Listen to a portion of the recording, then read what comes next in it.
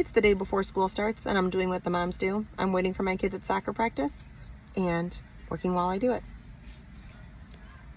But while I'm here, I wanted to take the time to bring you some information about flu vaccine. So this weekend was very exciting. We got our first shipment of influenza vaccines and we started vaccinating patients this week. But the bad news is it was also our first case of a kid positive for influenza in the office.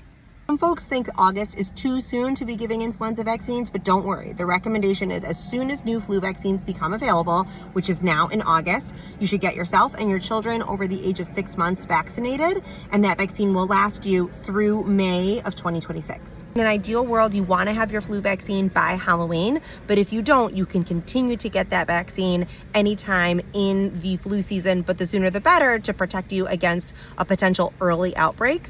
But let's say you have a year like we had a couple of years ago where you have a late outbreak in March or in April, your vaccine now will still protect you.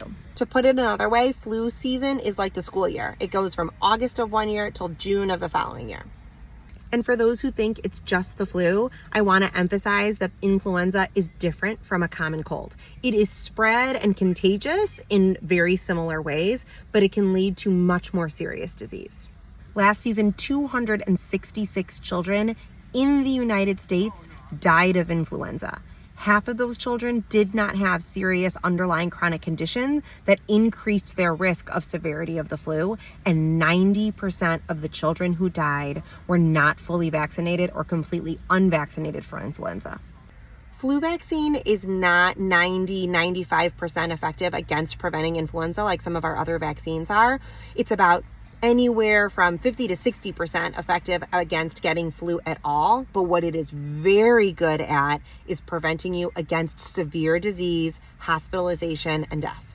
So if you think that in years past you've gotten influenza vaccine and you've gotten positive for influenza anyway, keep in mind the vaccine is still doing its job if it's keeping you out of the hospital, or even worse, preventing you from having very severe disease and even death.